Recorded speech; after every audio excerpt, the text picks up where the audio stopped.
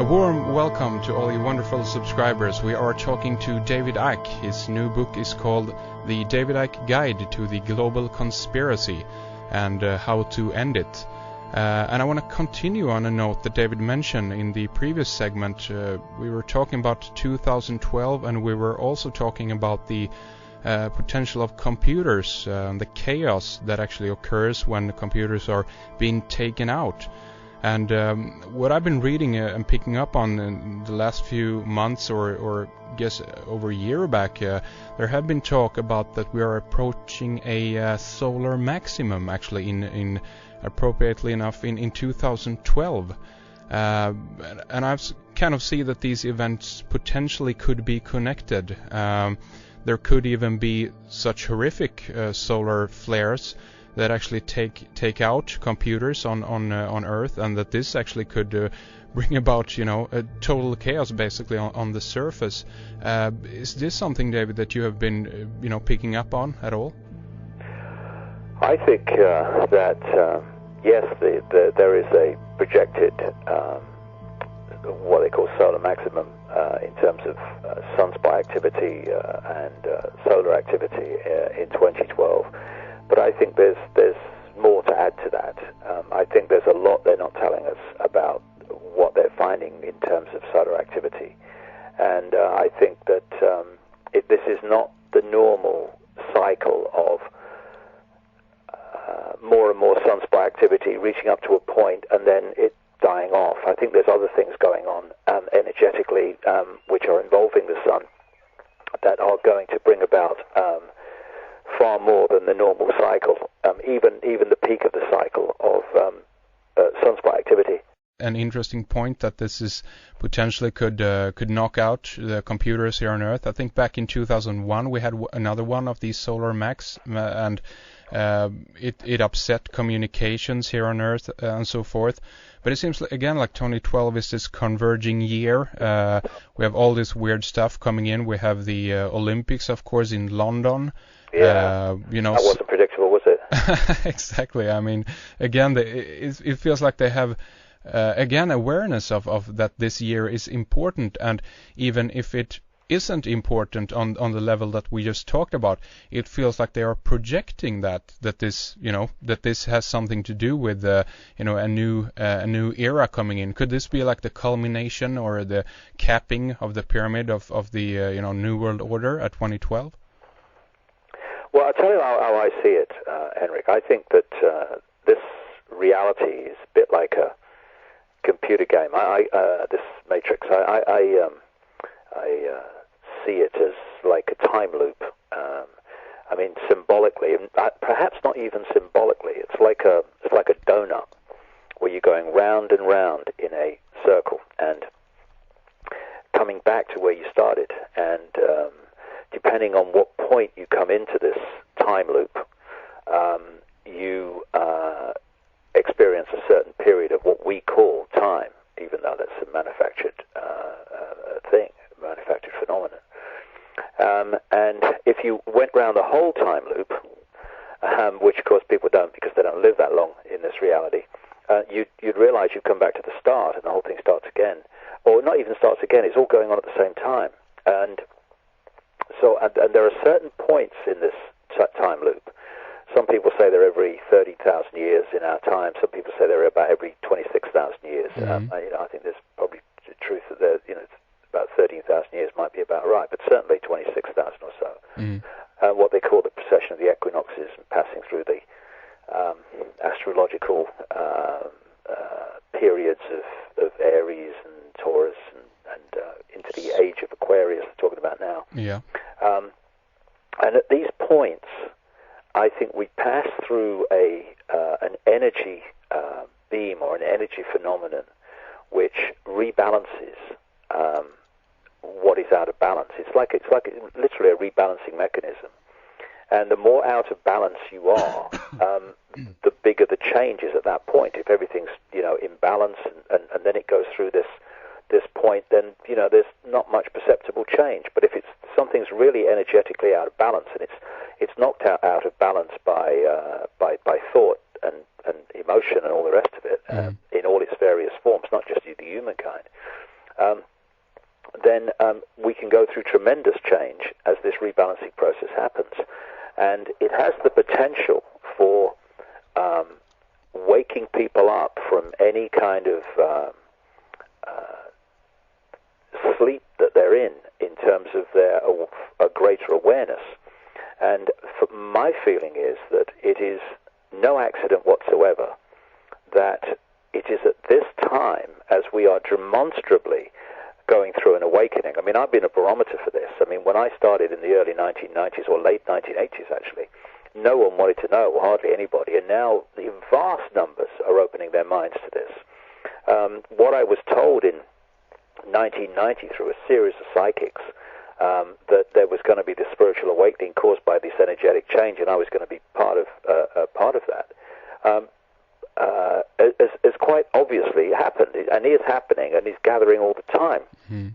And it's no accident that it's at this time of all times that the elite, if you like, this network, is pushing more than ever to create an Orwellian state of control and surveillance and microchipping.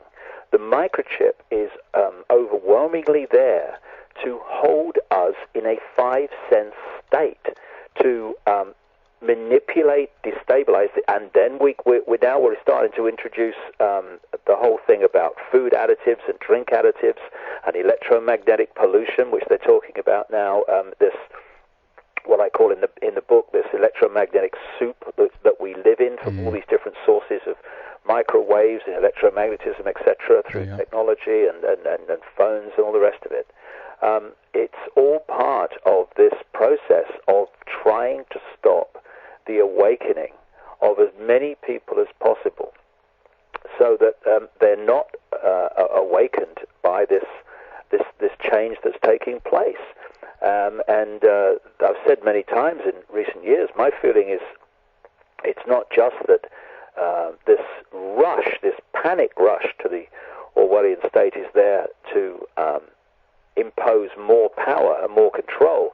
A lot of it is to hold on to the control they already have, because this period of change has the potential to sweep all this nonsense away. Because awakened people who are accessing higher consciousness rather than being 5-sense prisoners will not stand for having their freedom denied. They will not stand for it. And so there's a tremendous effort going on now to stop this change affecting people, and that's the key thing for me in why we're seeing this dramatic, headlong assault on human consciousness, the human body, and human emotion. Yeah, that's very interesting that you mentioned that much of the communication, the wireless system that is going in is actually about canceling out, I guess, some of the communications. Could there be potentially some kind of, people are talking about the, basically white noise, that there is a communication, either if it's from our sun or the central part of the galaxy or whatever, that there is a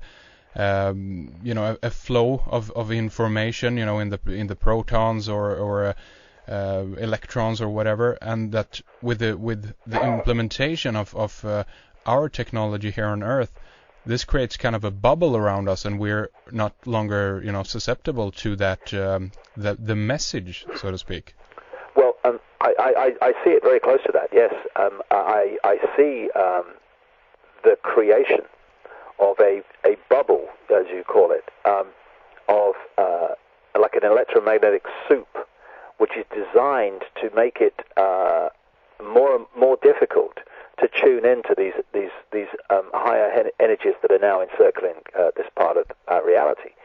And there's two bubbles. There's the bubble that around the planet that they're creating, and I think that the HAARP situation in Alaska, where they're bouncing radio waves and stuff off the ionosphere and back to Earth and all the rest of it, it's all part of it. And I actually think that the metals that have been found in the chemtrails, which are these emissions of chemicals and metals from planes all over the world.